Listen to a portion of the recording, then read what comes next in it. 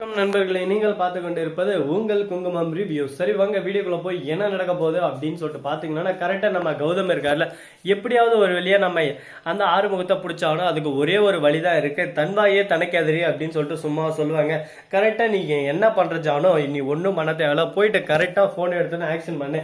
கரெக்டா பைரவியும் அஞ்சலியும் உட்காந்து இருப்பாங்க. அவங்க முன்னாடி நடந்து போறோமோ நடந்து போயிட்டு அந்த பக்கம் ஏதானா ஒண்ணு நார்மலா பேசு, நிறைய என் கூட பேசுற பாரு. உடனே ஆறுமுகம் கிடைச்சிட்டாரா, ஐயா எப்படியோ ஒண்ணு நீ கண்டுபிடிச்சிட்டுப்பா, அது வெறும் சந்தோஷம், இலக்கியா வீட்டுக்கு வந்துருவா அப்படின்னு சொல்லிட்டு சந்தோஷமா நீங்க பேசுங்க, அது போதும் அப்படின்னு சொல்லிட்டு சொல்றாங்க. சொன்ன மாதிரி ஒரு பக்கம் ஷாக் ஆகிற மாதிரியும் ஒரு பக்கம் அதிர்ச்சியிலும் பேசுறாங்க. இதை கேட்டதும் அப்படியே அந்த பக்கம் ஒரு பக்கம் அப்படியே சாயிடுறாங்க. ஒரு பக்கம் என்ன பண்றது ஏது பண்றது தெரியாம, ஐயோ கடவுளே என்னடா இது, நாம ஒண்ணு நினைச்சா இது ஒண்ணு நடக்குது, நம்மளுக்கு எல்லாமே தலைவலிக்கு மேல பிரச்சனை வந்துனே இருக்கே அப்படின்னு சொல்லிட்டு குடுன்னு எடுக்கிறாங்க. போற ஓட்டம் ஒரு பக்கம் கார் எடுத்துன்னு சொர்றோன்னு போறாங்க. பின்னாடியே ஆட்டோவில் நம்ம கௌதமும் மறுபக்கம் கௌதமோட மச்சவனும் ரெண்டு பேரும் சேர்ந்து போக ஆரம்பிச்சிட்டாங்க. எப்படியான ஒண்ணு கண்டுபிடிக்கணும், வேற வழி இல்லை, போய் கண்டுபிடிச்சாதான் வேலைக்கு ஆகும். இவங்களை இப்படியே விட்டா வேலைக்கு ஆகாது. இப்ப ஆறுமுகத்துக்கிட்ட தான் நேரம் போக, இவங்க தான் எங்கேயும் ஒருத்தால் ஒழிச்சு வச்சிருக்காங்க அப்படின்னு சொல்லிட்டு எல்லா விஷயமும் தெரிய வருது. கரெக்டா அந்த ஆறுமுகத்தை கடத்தின்னு போய் ஒழிச்சு வச்சுட்டு இருக்காங்க. இந்த விஷயத்த தெரிஞ்சுக்கிட்ட நம்ம கௌதம் சும்மா இருப்பாரா, எப்படியாவது போயிட்டு அவனை வெளியே கொண்டு வரணும், வெளியே கொண்டு வந்து உண்மையை சொல்ல வைக்கணும் அப்படின்னு சொல்லிட்டு ஒரு முடிவு எடுக்கிறாங்க. அப்பதான் நம்ம இலக்கியாவுக்கு எந்த ஒரு பிரச்சனையும் இல்லாமல் இலக்கியா வெளியே வர முடியும். இல்லைன்னா இலக்கியா இன்னும் பிரச்சனை அதிகமாக மாட்டி அவங்களோட நிலைமை ரொம்பவே மோசமாயிரும்.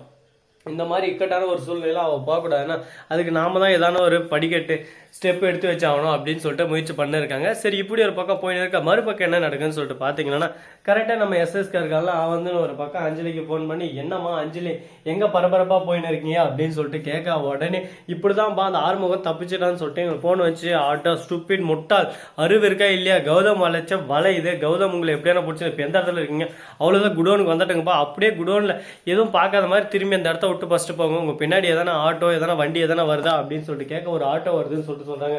அதுல கண்டிப்பா அவன் இருப்பான். நீங்க அந்த இடத்துல இருந்து வேற இடம் போற மாதிரி அப்படியே லொகேஷனை டக்குன்னு மாத்துங்க, இல்லைன்னா அவன் ஆறுமுகம் பிடிச்சிட்டா அதுக்கப்புறம் ஒண்ணுமே பண்ண முடியாது அப்படின்னு சொல்லிட்டு பேசின்னு இருக்காங்க. எதை கேட்டதும், ஓஹோ கரெக்ட் தான்ப்பா, நீங்க சொன்னது கரெக்ட் தான், நான் தான் முட்டாள்தனமா இந்த மாதிரி பண்ணிட்டேன் அப்படின்னு சொல்லிட்டு ஒரு பக்கம் ரொம்பவே ஃபீல் பண்ணிருக்காங்க. என்னங்க பண்றது, தன்வாயே தனக்கு எதிரின்னு சொல்லிட்டு சும்மா சொல்லுவாங்க. கரெக்டா ஒருத்தர் என்னத்துக்கு பிளான் பண்ணுவான்னு கூட தெரியாம இந்த அளவுக்கு முட்டாள்தனமா இருந்திருந்தா என்ன பண்ண முடியும் சொல்லுங்க பார்க்கலாம்.